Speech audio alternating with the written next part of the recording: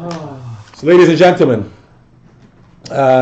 we are holding chapter 5, titled Total Immersion in the Divine.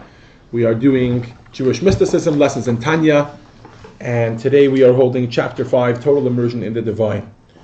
And up till today... And the pages? And the page is 75. Thank you. And up till today... Thank you, Margaret, for bringing that up. Mm-hmm. And up until today, we've been discussing the, for lack of a better word, spiritual makeup of the soul, right? So first we introduced the souls, the animalistic soul, then the godly soul. And now we've been analyzing the makeup of the soul, beginning with the 10 powers of the soul, which we elaborated upon and spoke about how they're split up into the 3 intellectual or mother-like components, powers, and then the 7 emotional attributes. Right? Then we said from that, those are the powers, and then we have the 3 garments of the soul. And by garments we mean functions that the soul uses to interact with the world. And those were thought, speech, and action. And that anytime that anything happens in this world, anytime we do a mitzvah, anytime we study Torah, what we're doing is we're using particular powers of the 10 powers. Those are being enclosed within a particular garment. And I'm using those analogous terms, but you get my point. They're being enclosed in a particular garment, whether that's thought, speech, or action, and that is how we interact with the world. Right? So today, the Alter Rebbe is going to introduce to us the most unique or most or ultimate the ultimate unity that we can have with God, right? So we spoke about the fact that whenever we use our garments to interact with godliness, we are uniting with God. We left off the last chapter, for those that remember from last week, giving the analogy of one who hugs the king, right? And we gave this analogy, one who embraces the king. We gave this analogy to explain why it is that despite the fact that our interaction with God comes through a garment, whether that's thought, speech, or action, right, or even the fact that it goes through a mitzvah, despite the fact that it's going through a conduit, it can still be a direct relationship with God. Right? And so we explained that just as when somebody embraces the king, no one says he's embracing the robe of the king, and it doesn't make a difference whether the king is wearing 1 layer of clothing, or 2 layers of clothing, or 10 layers of clothing. Similarly, it doesn't make a difference whether he's embracing the king and his arm is enclosed in 1 sleeve, or 2 sleeves, or 3 sleeves. When he's embracing the king. Similarly, when we do a mitzvah, it doesn't make a difference whether we are wearing a garment. That's the expression, right? But it doesn't make a difference that we're doing it through our thought, speech, or action. That's just the conduit or the function or the mannerism in which we do that mitzvah. But essentially what we're doing is we are embracing the king. So when we put on tefillin, we are wearing godliness. Right? We're not wearing tefillin, which is some sort of intermediary between us and God. The tefillin itself is godliness. When we are studying Torah, that we are thinking godliness. Right? When we are eating matzah, we are eating godliness. Right? Now, out of all of those, right? So those are the garments by the human being. Right? That's the way we interact with Torah and mitzvahs. And now today we're going to talk about a little bit about how that works from a godly perspective. And the prism through which the Alter Rebbe chooses to talk about this is through the mitzvah of Torah. Okay? And that's a little bit of a trick phrase, right? Because we know in general, the way we interact with God is always split up. There's Torah and there's mitzvahs. And later on in the lesson we're going to talk about what it means, the mitzvah of Torah. That there's a concept called there's no such thing as the Torah of mitzvahs. Well, I guess there is technically, but that would just be called Torah. There is a concept called the mitzvah of Torah, and we'll get that in a moment. But the Alter Rebbe chooses to analyze this whole give and take through the prism of Torah, and so we're going to get down to Torah, to the nitty-gritty of Torah. The Alter Rebbe begins by and we're in our handout in the first bullet point. The Alter Rebbe, right, we're talking about an unparalleled unity with God, which, as we just explained, is going to be through the study of Torah. We're going to explain and dissect what happens when a person studies Torah, and as a result, we'll talk about why that is the ultimate unity that one can have with God. Okay? Everybody on the same page as me? Mm-hmm. We know where we're going and what we're going to do. Now the Alter Rebbe begins, right at the beginning, you can see this either inside your book on page 75 or in the handout, by quoting from Tikkunei Zohar. Okay, so now Tikkunei Zohar is an offshoot of the Zohar later on. Now is not the time or place to talk about the historical context of it. And in the Tikkunei Zohar, which we actually talk about, mentioned by the way, in the preliminary prayers for Mincha on Erev Shabbos. There's an Aramaic prayer which we say called Pasach Eliyahu, which comes from the Tikkunei Zohar. We quote this line. And this line is V'leis machashava tfisa be. The Zohar and the Tikkunei Zohar are written in Aramaic, and translated it means no one can grasp him, or there's probably a word missing. V'leis machashava, there's no mind or no thought that can grasp. Let's see how he translates it here. No thought can grasp you, etc. Right? That's from the Tikkunei Zohar 17a. I'm reading on the bottom of page 75. And so the question is, what does it mean to grasp godliness? Right? We're talking to God, and we say no one can grasp you, no thought can grasp you. Right? What does it mean that thought that something can grasp God, but as if it's like a bottle of water? I'm grasping the bottle of water, right? So let's back this up for a moment, right? We have the same thing really in the English vernacular. When we talk about something and I explain an idea, right? I may ask someone, did you get it? Did you get what I was talking about? And he may say, I got it, right? What is this talk of I got it, right? Just like I went to the store and I got a bottle of water, so I'm getting this. How do you get something? How do you grasp something, right? What does that mean? You understand. Very good, understand. Comprehend. But the point that the Alter Rebbe is making here, correct, comprehend, right? And these are all very good words, but for some reason, we also use the term get it. And even, especially when it comes to God, we talk about grasping it, we want to understand why we use these other terms, besides for just understanding, right? We get an idea. Accept. We get it, we receive it. We get the idea. We get... It's the idea. That right, but to get something... Utilize. Means to take it from one person, give it to another person. Utilization. The idea. Can you take an idea? Yeah. You have to absorb it. Yeah. Grasp. Very good. Okay, so we're all touching on the point that we're making here, which is the Alter Rebbe explains that anytime that someone that I tell you an idea, right? What happens is you have a mind, right? And we'll use some analogies here, right? So just like you can have, if I want to give you water, right? You might have a cup. And then I take the water from my bottle or whatever it is, I pour it into your cup, and now the cup has gotten it. The cup has now received it. What does it mean when a cup receives the water? It means that now the cup is sort of holding the water, right? From all sides. Similarly, intellectually, when somebody tells us an idea, we receive it or get it or understand it or whatever it is. Right? How does that work? We have our own cup. Pardon right, in Yiddish, cup is head. We have our own cup, right? Which is our vessel, our mind, which is our vessel to receive an idea, right? Now, when we receive an idea, this is the main point I'm trying to make here. This is why I brought the English euphemism of getting it, and especially the Aramaic euphemism of grasping it. What does it mean? Tfisa. What does it mean to grasp something? Well, the tfisa is similar in Hebrew, right? Litvos is to grasp, right? To what does it mean? So in general, whenever we get an idea, what happens is our mind begins to absorb the idea. It's integrated into our mind. Very good, exactly. So our mind begins to surround the idea. Right? Now, it starts off very, very simple, right? Just like with water, maybe is a good example, right? So if you didn't have a plastic cup, you had maybe, a wooden bowl, right? So the first step would be that the vessel, this is my own analogy that just popped in my head literally now, I didn't prepare this one, but the first step would be you pour the water into the cup. Does the bowl really get the water? No, the water is sort of sitting inside the bowl. As the water begins to seep into the bowl, now the bowl is actually absorbing the water. Similarly, in our minds, it works the same way, right? The first thing that happens, and you can think of this, by the way, with the Tanya class, is probably a great example. Step one, very, very low step, is one directional grasping, right? And at a very, very basic level. During this class, over the course of 45 minutes to an hour, you're going to get a lot of information. There is no way, by the way, it's another term we use in the English vernacular, sinking in. Right? So step one is we get an idea. During 45 minutes to an hour, there's no way that anybody in this room is actually going to get or grasp what I'm saying, right? Why? Because it's new information, assuming it's new information, right? And assuming it's, so you're going to get it, you're going to grasp it.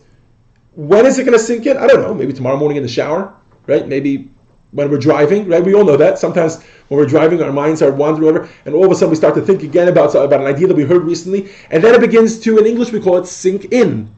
And that's step two. Step two is proper absorption. But step two is still one directional, right? The grasping here is still one directional. What does it mean? The idea is being absorbed by the mind, right? Think of the water and the wooden vessel. The vessel, it's not anymore just surrounded by it. Now it's being absorbed in it, but it's still the mind surrounding the idea, right? If you were to give a physical analogy of it, you would put the idea here and surround it by the mind. Right? Why? Because it has sunken into the mind. The mind has now completely absorbed it. Right? Now we get to step three, and here, unfortunately, I'm not going to have a good example when it comes to our own intellect, because there isn't one. What's unique about godly intellect is that not only does our mind begin to absorb the idea, but the idea begins to absorb our mind. Mm-hmm. What does that mean? So we have to remember that when it comes to godly thought or godly intellect, i.e. Torah, right? We mentioned this earlier, that hu amada hu ayudu hu ayudeh. And we said that there's no way that our intellectual minds can understand this. God is the knower, the knowledge, and the thing that's known. And they're all one. And there is no difference between God himself and his knowledge.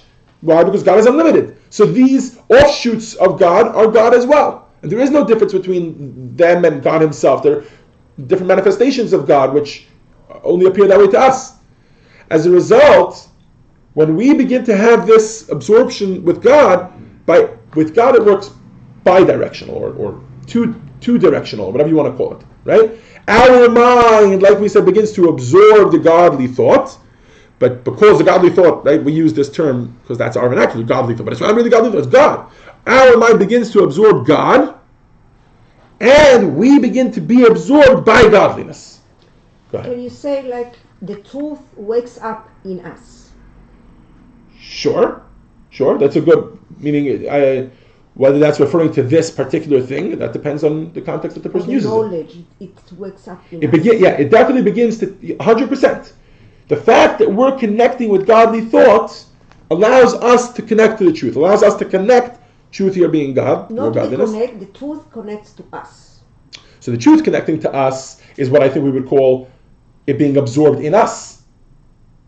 We're going to elaborate upon this more soon, but I want to clarify why I'm not completely agreeing with what you're saying. That would be what I would call, us absorbing the idea. But then there's us being absorbed into the idea. It goes both ways. Okay. Now this only happens by godliness, and this only happens by Torah. Why? Because by Torah we're using our mind. And this, by the way, the Alter Rebbe makes sure, I guess slightly in a parenthetical, the Alter Rebbe doesn't write parentheses, but the idea, this applies meaning now we can begin even to understand this, right? Sometimes we have an issue with the study of Torah that if it's not practical. I mean, I did as a child, right? Like we used to come to yeshiva and we would study about, I don't know, whatever it was, right? And sometimes it even was something that could be practical. It just didn't happen to be practical at that moment, right? Like, I don't know, if someone's bull gores someone else's ox, and I'm like, I don't know a bull, I don't know an ox. Why am I sitting in the 5th grade and studying about a bull and an ox, right? Now, first of all, the answer to that question can also be just like you answer a 5th grade child who says, what does algebra have to do with me, right? And you could say, right now it's not practical to you, but it may be practical later in your life, right? But even on that, well, never practical. Okay. Well, it depends which, meaning. Yeah. Depends which profession you're going to. Anyways, now, but even another step is, right? Let's say as adults, we sit around and we talk, right? And we converse about ideas. If we're conversing about a godly idea, and now we're understanding that godly ideas are godliness, and that that's a unique merging or a unique immersion process that we can have with godliness. So then, what does it make a difference whether the thought that we're talking about is practical or not? Think about it even on a much, much lower level, right? When you're having a conversation with someone you deeply love, right? And automatically what that person is talking about is relevant to you. It doesn't have to be that it has a practical relevance, you enjoy talking about this, so I'm happy to talk about this with you. Right? Okay, now, why is that a very low level? Because there's no, the thoughts intertwining don't necessarily make them bond as much as we do with God. Right? But when godly, the fact that this is something that is godly thought, regardless of whether it's practical or not, there are some parts of the Talmud and the Torah that God tells us in the Torah are not practical, and they never will be practical. Right? This will never happen. A typical example is the halacha of the Ben Sorah Amoreh, right? The rebellious child. That the Talmud then tells us that this instance that the Torah tells us about never happened and never will happen. I think there's even like practical details in the halacha that it's not even possible to happen in today's day and age anymore. Like maybe it could have happened back in the day, but it's not possible. But either way, when we're studying the laws of the Ben Sorah Amoreh, that doesn't take away from it. You understand? We're involved now in an intellectual pursuit, A, but much more importantly than that, B, we are immersed in godliness and immersing ourselves in godliness. Right? So that's what we mean in the last bullet point here. Torah thought equals godly thought, which equals God. That's irrespective of practicality. Right? That we see at the moment. Well, again? That we see now. Well, definitely irrespective of practicality that we see at the moment. But even if there was a way for us to know that it was never practical at all, what does that have to do with the fact that I'm connected with godliness now? This is why we find that Torah is called food, mazon lanefesh. Torah is called sustenance. Right? Have you ever heard that before? Torah is soul food. You hear it now in all the marketing, like the Chabad House wants people to come to be like, food for your soul, come get some. It's not just a catchy phrase, it's also an actual reality, right? What's the difference? When we use the word food, what are we contrasting it against? Torah study is contrasted against the practice of mitzvot, right? The practice of God's commandments or God's will, right? So just a little bit of history. Again, this is based on lots of quotes from lots of places. Torah is consistently called God's wisdom. Mitzvot are consistently called God's will. Okay, because Torah is the thought process of God, and a mitzvah is something that God desires that we should do. Everybody on the same page as me here? Now the next step is, as a result, we're told Torah is called food, and a mitzvah is called a garment. Right? Now there are two things that a human being needs in order to be able to be properly taken care of in this world. Number one is he needs food, sustenance, to be able to live. And I mean, obviously there's other things as well. There's air, personal oxygen, etc. But a person needs sustenance, food, and then a person needs a garment to protect themselves, right? Clothing. So Torah is compared to food. A mitzvah is compared to a garment. Why is that? Because what is the difference between a garment and food? Both of them serve the person, but they serve the person in two very different ways. A garment is external. It never ever comes inside of us, never ever becomes one with us. We touched upon this point in previous lessons. And it's something that always remains outside of us, yet serves a deep purpose with regards to us. But it never ever goes inside of us. Imagine if you took that approach with food. Right? Every time you're hungry, you walk into a restaurant, order some food, have it sit in front of you, and then walk out. Ain't going to do you no good, right? The whole purpose of food is for it to affect us in a way that we should ingest the food. It should come inside of us. Not just ingest it, but then digest it. And the food changes us. Very good, exactly. Not much more than changes us. Yeah, the food changes us. That's the next step. But even before the change, the food becomes us. Right. The most important exercise that we need to do, again? You are what you eat. Exactly. The most important thing that a person needs to do with food is to ingest it, digest it, and allow it to spread throughout his body.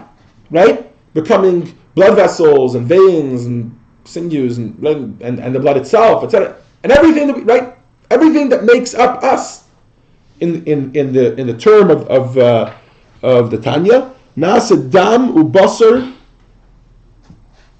Where is it? It becomes like the flesh and blood of the human being. That's what happens. The food transforms to be the person. Right? The garment never does that. Now they both serve the person. Right? Now, similarly with regards to Torah and mitzvot, right? A mitzvah serves as a connection point with God. It serves as a way for us to connect with God. And now is not the time. The Alter is not talking about it now. But there are lots of things to be said about a mitzvah and the deep connection with God and how unlimited a mitzvah is and how powerful a mitzvah is, etc. Right? But a mitzvah always remains outside of us. Right? And by the way, this is true with regards to any mitzvah. Even with regards to the mitzvah of sukkah. Right? We spend the whole Sukkot, you go to any Chabad house and they'll tell you all about Sukkot and how powerful and holy Sukkot is. Why? Because we take our entire body and we're immersed in the mitzvah. But it's one direction. It's always one direction. Right? The mitzvah always stays outside of you. Right? And then you do the mitzvah. Even if it's a mitzvah you do with your mouth. Right? Let's say you speak properly to someone else. Right? Or you express Ahavat Yisrael. Well, I guess that's a mitzvah you do with your heart. But even if there's a mitzvah you do with your mouth, you make a blessing or you daven, right? You are doing the mitzvah. The best example I saw of this, I wrote this down in the notes here. 1 second. Here we go. The last two bullet points over here in number 2, right? The ultimate mitzvah that we can do, right? The ultimate way that we can do a mitzvah. Meaning, we're not just talking about going through, right? There's going through the motions, but then there's if a person actually meditates and does the mitzvah properly, right? The ultimate thing way that a person does a mitzvah is, I have a desire, I have an ego, I am an animalistic soul who's constantly telling me, don't do a mitzvah, right? I don't want to do a mitzvah. Let's say I don't want to daven in the morning, I don't want to put on tefillin, right? Whatever that particular mitzvah is, what I do is I get my own ego out of the way, and I vacate that space for God. Say to myself, my ego tells me, I don't want to study Torah. I don't want to daven. I don't want to put on tefillin. That's a good example. I don't want. You know what a great example is? Tzedakah. Because this is one where we find it all the time, right? What do we do when we give tzedakah, right? We say to ourselves, meaning we're talking even the next step, right? So sometimes I can want to give tzedakah, right? That's great. It's beautiful. But to a certain degree, it's selfish. I have this good feeling from giving tzedakah. I'm giving of myself to someone else. Fine. Let's say I reach a stage where I don't even have what to give someone else. And I say to myself, you know what? The Torah says you're supposed to give tzedakah. I'm going to go a step beyond. I'm going to sacrifice a luxury or even a necessity of my own to give to someone else. Mind-blowing, right? Because there's clearly something going on here. The guy has an ego. He doesn't want to. What do you mean? How can I give to someone else? I need for myself. Right? There's a conflict of interest here. And so he says to himself, no, I am willing to put my own ego on the side, my own existence on the side, and allow this little space for what I believe is right, what I believe is godly, to do this mitzvah. And therefore I give tzedakah. That's the ultimate mitzvah. Right? The ultimate mitzvah is to take your ego out of the way. Right? Now, it's a beautiful thing. What's the flaw? You didn't really get rid of your ego. You moved your ego aside for a moment. Right? You said, for this moment, I'll do whatever it is. Depends on the motive is. Could be even bigger ego. But but we said we're beyond that. That was step 1. Somebody can do a mitzvah as a result of their own ego. There's a great Hasidic anecdote, not an anecdote, it's an actual historical fact. There was a Hasid of the Alter Rebbe, I forgot what his name was. I think it was Binyamin Kletzker. I think that's who it was, who was a wealthy businessman, but also a very, very devout Hasid. And his manner of serving God was that any time that his animalistic soul would tell, you've heard this before, Stanley? Anytime, you're like sitting aside, anytime his animalistic soul would tell him, don't do that, right? Go do whatever it is, that's not a proper or moral thing to do. He would tell himself, are you kidding me? Me, Binyamin Kletzker, a chassid of the Alter Rebbe, and I'm going to let myself go do it. In other words, he would use his ego to serve God. He would pump himself up so that it's not appropriate for me to do that. Wow. Right? Similar to the way, let's say, a politician, right, might desire to do something very improper and say to himself, but I can't because of my image. Right? Where does that mitzvah come? It comes as a result of his own ego. His own ego is telling him, you can't do this because you're too full of yourself. Right? So yeah, you're right. That is a level of doing a mitzvah. Right? Because you could do a mitzvah what we call shalol lishma. Not for God, for ourselves. It's still doing a mitzvah. Mm-hmm. Right? Just like if you buy flowers for your wife and you have, I don't know, some other conniving thought or whatever, other but the fact, and you bring them home, does that mean that your wife doesn't appreciate, your wife still appreciates the flowers, right? You did something for her. What she thinks at least is for her. Even if you had your own Intention, the action is still the same. So a mitzvah is still a mitzvah. Now, the next step, though, even the next step here is what we're talking about, it's still flawed. That even when a person does manage to do a mitzvah, despite the fact that they don't want to, despite the fact that according to their agenda and according to everything they want to do, the mitzvah doesn't add up, they say to themselves, you know what, I'm going to empty this space of my ego, and I'm going to fill it with a mitzvah, I'm going to fill it with God, and therefore I'm going to do that mitzvah, right? Now, what's flawed with that? Right, so this is back to our point. What's flawed with that? That the ego still exists, right? We still exist as a human being, just that we say, I'm going to bend myself, I'm going to push my ego aside for a moment to do the will of God, right? And that's the ultimate mitzvah. With regards to Torah, however, right, there's a deeper level that one can achieve. Deeper level is that ego becomes a godly existence, right? Not that ego gets pushed aside and that space gets filled. No, that the ego, you yourself become a godly existence. And this is what we spoke about. Transformed. Even if just for a moment, by the way. Now, we're not talking about transformed, on some amazing level. No, on a simple level, when I think about Torah, and last week we spoke about the deeper and deeper and deeper we can go into thinking about Torah, right? The ultimate level is when we can use our own logic to try to understand Torah, right? The same logic which works overtime a whole day to make up excuses for ourselves and to figure out why we're such amazing people and to figure out ways for us to get away with things that we want to do that aren't the most proper things for us to be doing. That same logic, that same intellect is now involved, not just it moves aside for a moment while godliness takes that, no, but it itself thinks about godliness. And it becomes permeated by godliness and godliness permeates it. Right? So both ways. So a tzaddik is that all the time?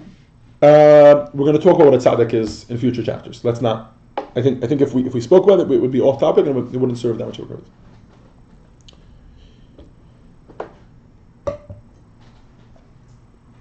Right, so the ultimate mitzvah is you get your ego out of the way, vacating your space for God.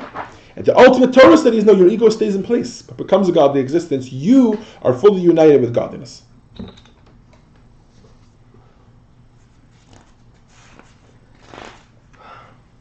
Okay, and that's why section 2 is titled Being and Non-Being.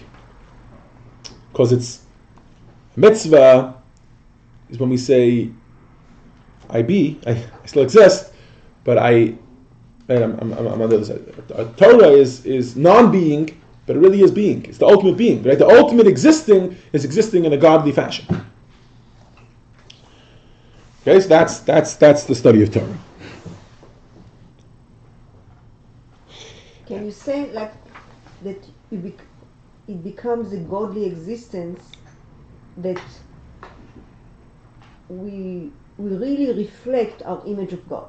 That we really right, exactly. It's a very good point. Is that it's not a new thing, right? I think that's the main point you're making here. It's not a new concept we're introducing to the soul. Remember, 4 chapters ago we discussed that the soul is a portion of God. Right. So by us saying we become godly just means our body begins to reflect that. Mm-hmm. That Seldom Elokim or that Neshama or whatever word you want to use for the fact that we really are godly, just that godliness lies dormant forever, right? The next time that this is Chabad rabbis practice this all the time. They talk about the neshama and you don't know it, but you have a neshama deep inside, right? We talk about the fact that a neshama is compared to a flintstone, not to a coal, right? A coal you can throw into water and the fire that's inside the coal disappears. But a flintstone it can be buried deep underwater for years and years and years and years. You take it out and rub it against another flintstone and fire comes out. Right? Because the fire that's inside of it stays no matter what. That's an analogy for the neshama, for the soul of a Jew. That it can lie dormant and covered over by dirt, and a person can try to do who knows what to it for years and years and years on end, but rub it against another Jew, all it needs is to rub against another Jew, and that godly spark within it can come to life. Now, so that sounds, it's nice, it's fluffy, it's warm, it's fuzzy, right? But it's much deeper than that. What we're talking about here is the fact that that's who you are. That's who you are, which plays a deep role when we talk about how hard it is to get there. Because to create something from nothing is much harder than to create something from something that exists already. Right? To fan something into a flame. Right? Rub coals against each other all day, they won't produce a flame. that should be empowering. We'll talk about that further later in further chapters. All right, so let's move on. So now in the Eitz Chaim, which is another Kabbalistic text, there's an interesting statement. It talks about how in the afterlife, right? And in the afterlife we mean, and this is all just to give us further perspective on Torah and how deep this connection with God is through Torah. Right? So we're going to talk soon, by the way, about Torah and how Torah can also be done not in the proper manner. Right? We spoke about a mitzvah being done with self-motives or whatever it is. Right? What have you? We're going to talk about the same thing with Torah soon. But in the Eitz Chaim it mentions that the garments of the soul in the afterlife are the mitzvahs that are done in this world. In other words, any mitzvah that we do in this world creates a garment. Exactly, yeah, we take it with us, exactly. We take it with us for the after. Now, by the way, Torah also, it's not just mitzvahs. Yeah. Torah also, any Torah we study in this world, we take with us to the next world. Right? In the world to come, Gan Eden, after 120 years old, after a person passes away, where is the soul? So Medrash tells us that there's a space, physical or spiritual, right, where you hang out, just in the shamas, right? The body stay down here. 120 years? After 120, after a person passes away. It's a euphemism. 120 years. Hanging over there. No. After 120 years. 120 years is what you do here in this world. How do I do 120 years? Mirza, shall I give you a bracha, Margaret? You should live to be 120. Wait. It's not a bracha. It's not a bracha. She says, Well, if I can keep myself younger, I could. Amen. I know my relatives. Okay. So when the soul passes on from this world, that's what I meant by after 120. When the soul passes on from this world, it begins to hang out in this spiritual environment, right? In this spiritual environment, there's a whole bunch of souls, and they're sort of shepping, right? Like we say, shepping nachas. They're absorbing light from godly radiance. Right? They're basking in the glory of godliness. And this is what the neshama wants to do. This is, the neshama is in its element here. We're told that the garments of the soul in the afterlife are the mitzvahs, and of course the food for the soul is Torah. Right? What's going on here? What's going on is like this. Our soul really needs protection. That's what garments do, right? Garments protect us. How does that work? And the neshama is obviously a piece of God, right? But on the other hand, if it's similar to like a flame with a bonfire, right? It needs protection, so to speak, that it can't take too much. If our neshama absorbs too much, then it just becomes one with the whole Very nice. essence of godliness, right? So you're saying very nice, but in order for the neshama to maintain, and by the way, that could be negative. That could have a negative effect on the neshama, right? Maybe now is not the right time for that, but the idea is that the neshama needs protection from that. That's the purpose in the afterlife. That's not the sole purpose, soul S-O-L-E. That's not the only purpose of a mitzvah, but that's one of the purposes that a mitzvah serves, at least in the afterlife, that it protects the neshama to be able to absorb this light. So it shouldn't be too much light. This mitzvah sort of serves as the conduit for this light to come into the neshama, and then it can receive it, right? Torah serves the opposite effect. Torah expands the ability of the neshama to be able to receive the light of Hashem. That makes sense? So we have an issue, we have a problem, and there's two ways to solve it. Right? The problem is there's too much light coming. The neshama can't contain it. So there's two approaches to how to solve this issue. One approach is protect it and minimize the light that's coming into it, like that it should come in at a filtered amount that it should be able to receive it, or expand the neshama the way it should be by bringing it up to speed. And that's what Torah. That's what Torah. That's the role that Torah. Is the garment or makif? No. The garment is not or makif. No. Okay. Garment. Okay. It's possible that the source of the garment Right, is something. or makif. It is possible. Or makif and or pnimi. Now, But Alter Rebbe adds in a little caveat here that Torah study doesn't always work that way, right? This is what we were talking about before. That Torah study can sometimes be improper. Here, the Alter Rebbe talks about the fact that Torah study can also be just like you'd have a mitzvah, that a person does a mitzvah lishma, for the sake of the mitzvah, right? For the sake of God, or a person does a mitzvah for his own selfish purposes. So Torah study can also be that way. How does that work? When a person studies Torah, so we're told in the Talmud, I'm not going to say where because I think I know, but I'm not sure, right? But in the Talmud, we're discussing the reasons for why the Holy Temple was destroyed. Hate for no reason. Well, very good. So one of the reasons given there is hate for no reason. And another reason, it seems like such a trivial thing, is because people were studying the Torah without making a blessing. You heard this before? Without making a blessing on the Torah. They didn't bless the creator of Torah. 1 second. So they didn't make a blessing on the Torah, right? They studied Torah, but they didn't make a blessing on the Torah.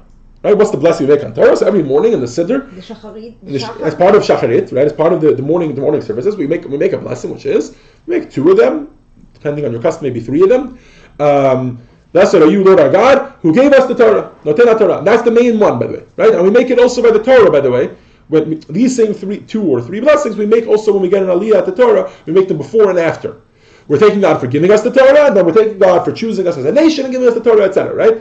But on a very simple, basic level, at the very least, the person has to make a blessing before he studies Torah. This is why every morning, by the way, like she said, as part of Tfilat Shacharit, 1 second, as part of the morning services, we make this prayer. We praise God, thanking God for giving us the Torah. Baruch atah Hashem Elokeinu melech haolam asher kiddushanu b'mitzvotav v'tzivanu. Sorry.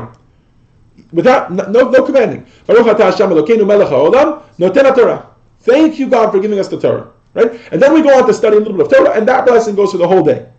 And there are those, by the way, with the custom that every time they sit down to study Torah, if they have a designated, they'll make another blessing beforehand, or make a blessing over and over again, but they'll say like a little Yehiratzon, like a little paragraph. For the whole day. Like if you in the afternoon want to study some Torah, you don't have to make a blessing again. You don't have to. There are those. This is what I was just touching on. There are those that have a custom that they say a little Yehiratzon. Yehiratzon means may be the will of Hashem, like a little 2-3 lines before they study Torah. Why is that? That's because studying Torah is a mitzvah, right? Now I ask you a question. I get it. I understand that. It makes sense to me that before we study Torah, we should thank God for giving us the Torah, right? Because Torah is a unique opportunity to connect with God. And therefore, before we study Torah, we should thank God for giving it to us. Right? But now, let's say, I don't know, I forget to make that blessing. And I go ahead and I study Torah. Or forgetting in that. I don't know, for some reason I can't make the blessing. And now I'm faced with the opportunity of do I study without making the blessing or do I not? Naturally or logically, we would say that it's a trivial detail, making a blessing. It's nice. We bless God. We thank God. We go to the Torah. You know what I mean? Like eating and thanking somebody for the food. It's definitely important to thank somebody for the food, but the main thing you should do is eat. Otherwise, you won't have sustenance, right? Like why are we so? Why is the Talmud place such emphasis on it that so much so to say that the entire Beit HaMikdash, the Holy Temple, was destroyed? Right? Why was it destroyed? God took it away from us. Why? As punishment, as a consequence of the fact that we didn't make a blessing on the Torah. Why is this so central? Right? So this touches on what Marguerite was saying earlier. What we're doing by making a blessing on the Torah is not just a trivial thing of thanking God for giving us the Torah. We are also to ourselves recognizing that Torah is godly. That Torah is, like we said, right? Torah thought equals godly thought, step 1. And step 2, that godly thought equals God. That's what we're doing when we make a blessing on the Torah. And when we don't make a blessing on the Torah, or much more importantly, when we neglect to recognize that the Torah has a giver of the Torah, notena Torah, right? That Torah is godly, which is a mistake that Jewish people have made in different eras in Jewish history.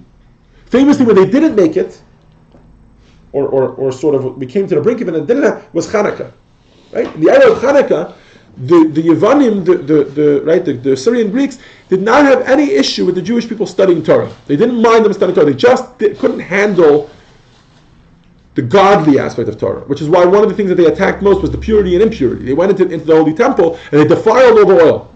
Why? I don't get it. It's godly. It's pure. It doesn't make sense to me. This whole concept doesn't make sense to me. And if it doesn't make sense, so if you're going to study Torah as a self-help book, or to study Torah as a moral code, as your Bible, you study every morning and it affects your day and you're an amazing person because of it, no problem. The Assyrian Greeks had no problem with that, right?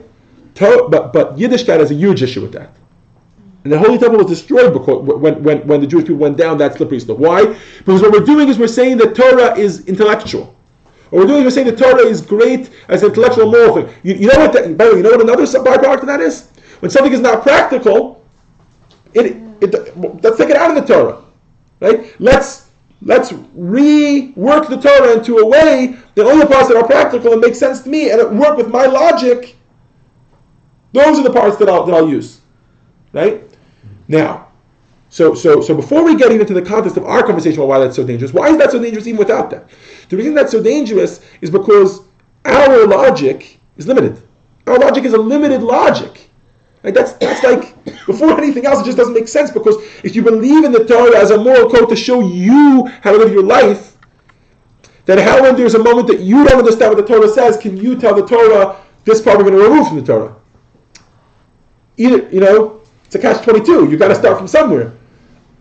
Now, but way more than that, in the context of our conversation here, we're saying that Torah is all about a connection with God. Torah is a unique gift given to us by Hashem, right?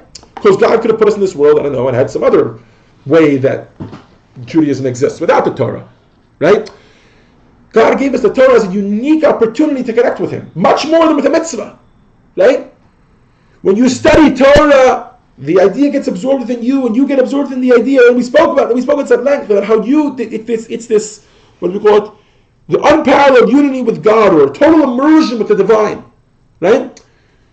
And that is a unique opportunity.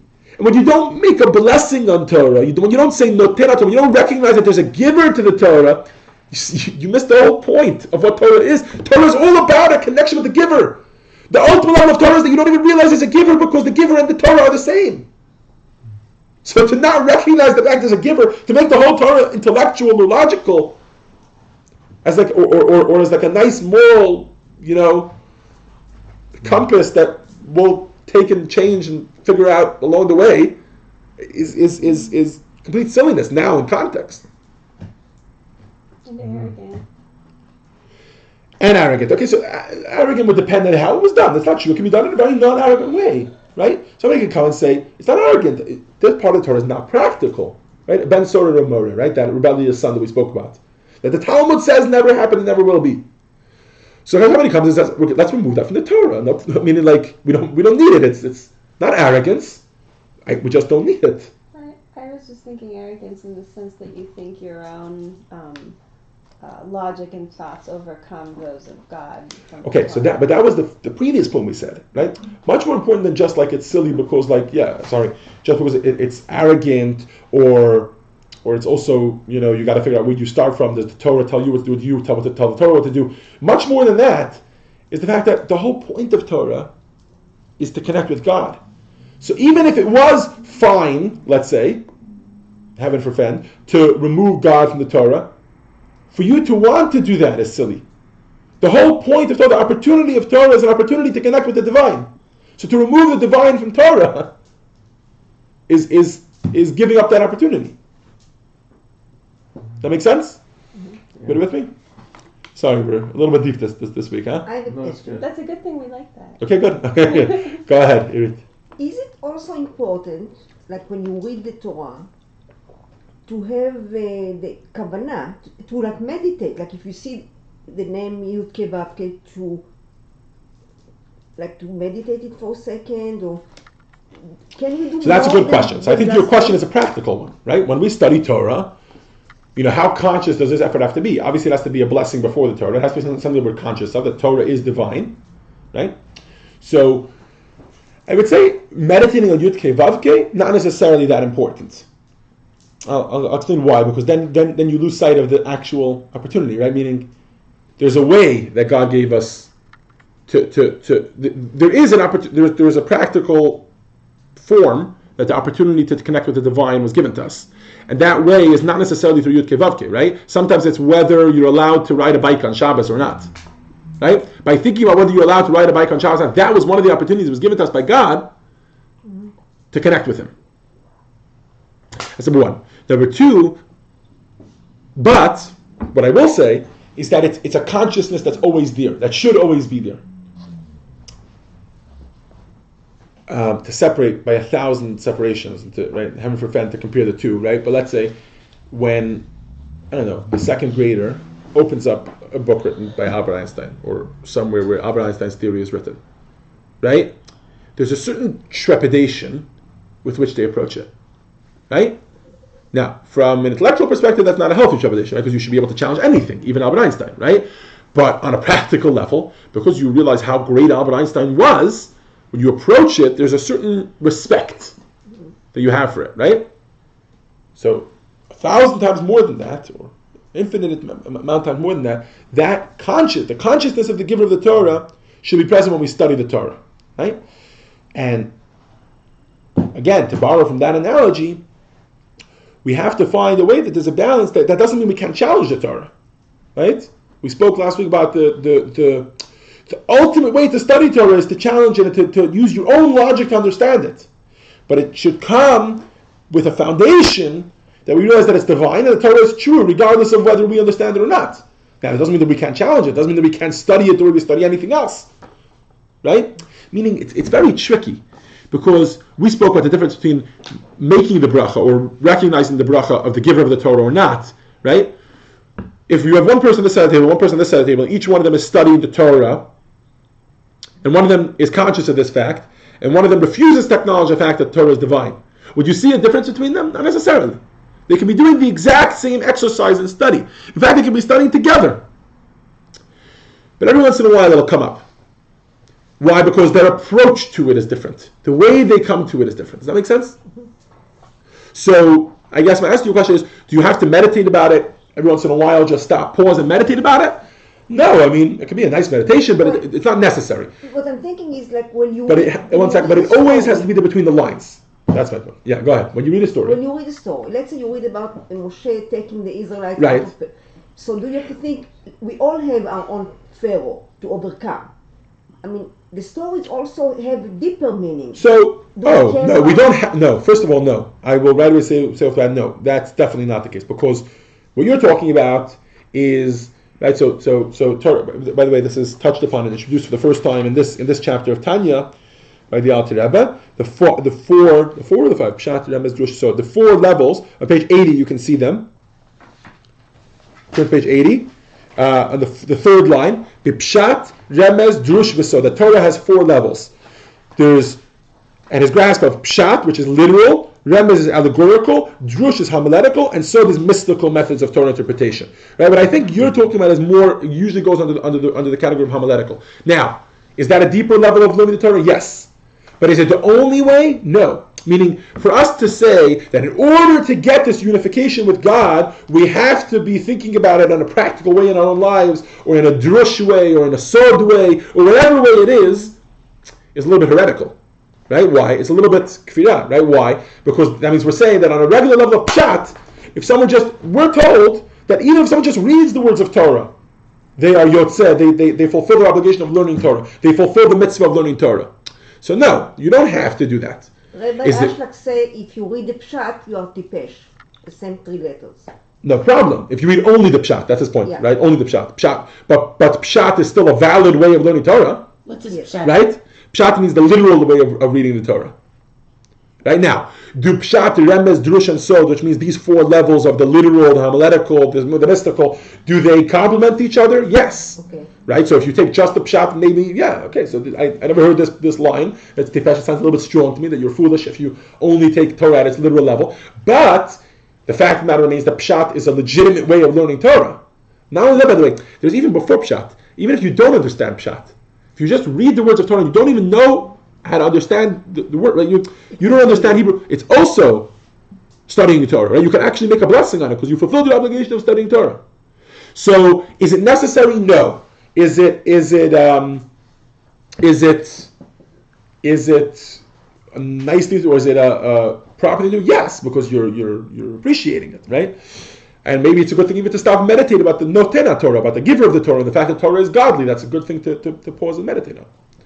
Right? Now, the main point that we're getting to here is the fact that Torah and godliness are really all one. And that's why in the Mishnah, which by the way we also say is part of the morning prayers, every single morning, in the Mishnah in Peah, the Mishnah teaches us that the study of Torah is equal to all the mitzvot. It says v'talmud So Torah. how much to read? How much Torah study is enough? 1 second. Can we talk about that in a moment? So the Mishnah in Peah, the Mishnah tells us that the Talmud Torah keneged kulam, meaning that the Torah study is equal to all of the mitzvot. Which seems very, like it seems like a very brazen statement. Meaning, I know to most of you already at this point it doesn't, because you're starting to realize the importance of Torah, right? But now we begin to understand it. Why? Because a mitzvah is an opportunity to fulfill the will of Hashem, the will of the person who wills it. You can't actually connect with, right? Studying Torah is an opportunity to connect with the giver himself of the Torah, right? And the ultimate is that Torah actually has both in it. Because the fact of the matter is that Torah is also a mitzvah. We have a mitzvah. It is the will of Hashem that we study Torah. And this is where we're going to touch upon your question in just a second. In other words, we have an obligation, just like we have an obligation to put on tefillin every day. There is a mitzvah in the Torah. And there's a verse in the Torah that says, "V'hagita bo yomam v'layla." You should study, you should occupy yourself with the Torah by day and by night, right? And the ultimate, so to address your question as to how much Torah study is the right amount, so the ultimate level is that a person should be Torato umanato, which means his occupation is Torah. He spends his entire day studying Torah, right? Most of us don't have that ability, so V'hagita bo yomam v'layla can also be translated as you should toil in Torah by day and by night, at least a little bit in the morning and at least a little bit at night. So like let's take the parasha of the week and just reread the parasha every day. So when? By day or by night? You have an obligation. So an obligation is in terms of an amount of material to cover? No. Nobody's going to there's no such thing. There's no such thing as like, oh, I finished the 5 books of Moses, so now I'm good. No. A person should study as much Torah as they can in their life. However, in terms of time-wise, per day, there is an obligation to study at least a little bit by day and a little bit by night. A designated hour by day and a designated hour by night. Now, but just to continue drilling home the same point we've been making this whole chapter and to end it off here, right? So the question, right, is really one that somebody would ask if they didn't appreciate this point. Once you appreciate this point, that this is an opportunity to connect with God, how much is enough? What do you mean? As much as I can get, right? As much as I can fulfill this potential, this opportunity that I have to connect with godliness at the highest level possible, the more I can do, the better. Right? So with regards to Torah, just to recap, with regards to Torah, we have both of these pluses. We have Torah is both the study of Torah, and it is fulfilling the obligation, which is the mitzvah, to study Torah. Right? So you're both fulfilling the will of Hashem and studying the intellect of Hashem. Right? And I hope that by the time this lesson is complete, now that this lesson is complete, you have a whole new appreciation for what is really going on spiritually, or Kabbalistically, or on a deeper level, right? When you study Torah. It is indeed total immersion in the divine.